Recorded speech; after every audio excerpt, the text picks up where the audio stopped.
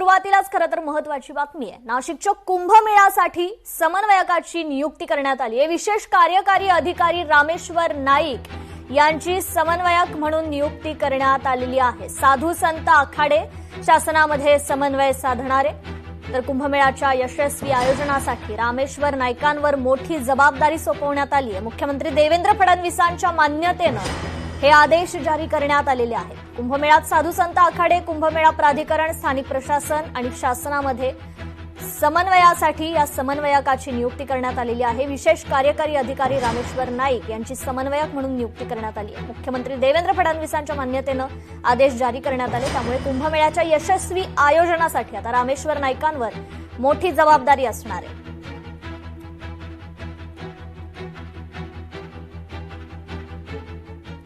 कल्याण महावितरणाच्या अनागोंदी कारभाराविरोधात शिवसेना आक्रमक झाली आहे। महिला कार्यकर्त्यांनी अधिकाऱ्यांवर अक्षरशः बांगड्या फेकल्या। पदाधिकाऱ्यांनी महावितरण अधिकाऱ्यांना जाब विचारलाय।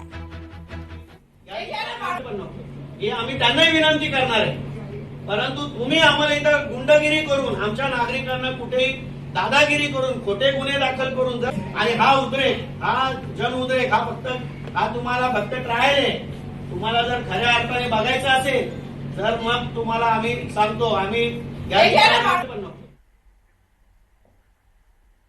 कणकवलीत गावठी आठवडा बाजारचा शुभारंभ झालाय। ग्रामीण अर्थव्यवस्थेला आता नवी उभारी मिळणार आहे। पालकमंत्री नितेश राणेंनी हे वक्तव्य केलंय। ग्रामीण भागातील शेतकरी, महिला बचत गट, कारागीर आणि लघु उद्योजक यांना त्यांच्या उत्पादनांसाठी थेट बाजारपेठ उपलब्ध करून देण्याच्या उद्देशानं कणकवलीत गावठी आठवडा बाजारचं उद्घाटन पालकमंत्री नितेश राणेंच्या हस्ते संपन्न झालं। या उपक्रमामुळे स्थानिक उत्पादकांना हक्काची बाजारपेठ मिळाली असून ग्रामीण अर्थव्यवस्थेला नवसंजीवनी मिळेल असा विश्वास पालकमंत्री नितेश राणेंनी व्यक्त केलाय।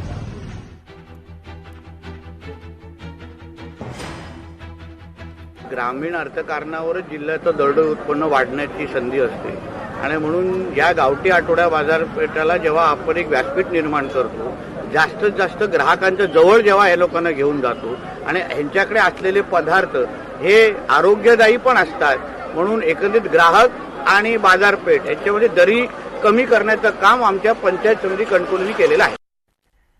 नालासोपाऱ्यात भाजप गटनेत्याकडून फेरीवाल्याला मारहाण झाली आहे। भाजप गटनेते अशोक शेळकेंचा व्हिडिओ व्हायरल झालाय। फेरीवाल्यांच्या हातगाड्या पलटी करून ही मारहाण करण्यात आली, तर फेरीवाल्यांनी दादागिरी केल्यानं मारहाण केल्याचं अशोक शेळकेंनी म्हटलंय।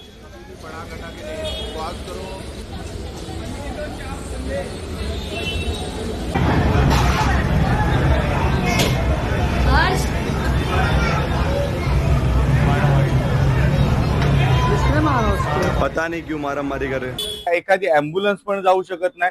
इथले बरेच जे लोक आहेत ते ना महिलांची छेडछाड काढतात आणि ह्या वारंवार आमच्याकडे तक्रारी आल्या। त्यावेळी आम्ही त्यांना सांगायला आलो की बाबा ह्या तुम्ही इथून शिफ्ट व्हा, तर त्याने आमच्या एका कार्यकर्त्यावर हल्ला केला आणि त्याचा तो प्रतिसाद होता।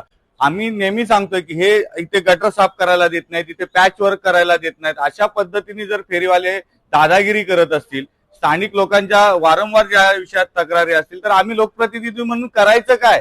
प्रशासन याच्यावर कारवाई करायला तयार नाही। मग लोकप्रतिनिधींनी या गोष्टी केल्यानंतर व्हिडिओ व्हायरल करताय व आम्ही ते केलेलं आहे, पण हे आम्ही लोकांसाठी केलं आहे आणि रोज लोक आमच्याकडे जेव्हा येतात त्यावेळी आम्हाला हे सगळं करावंच लागेल। अभी मेरे साथ जज कैसा, अभी बहुत लोग आए थे बीजेपी के, जो भी थे सब उनके साथ में, उन्होंने मेरा स्टॉल गिरा। आप स्टॉल देख सकते हो, इधर पे पूरा स्टॉल गिरा दिया उन्होंने मेरा, और इसके बाद हम लोग को बहुत मारा। मेरे दोस्त को भी मारा। ये मेरे जो थे कस्टमर थे, इन्होंने कुछ किया भी नहीं था, इनको भी मारा बेफोकड़ और मुझे भी बेफोकड़ मारा। 10 से 20 लोग थे। वीडियो भी है, फोटो भी हम लोग ने देख लिया। ये थे, हाँ, इन्होंने मारा था हम लोग को। स्टॉल हमारा यहाँ पे लगता था खाओ, जस्ट डिमार्ट के सामने खाओ गली में, अपना जो भी लगता था। और इसका हम लोग टैक्स देते हैं, प्रॉपर देते हैं, जो भी सब पावती करिए प्रॉपर देते हैं हम लोग, एक भी दिन मिस नहीं होता। फिर भी ये सारी चीजें हो रही है। लोकशाही मराठी ऐका, पहा, जागरूक रहा।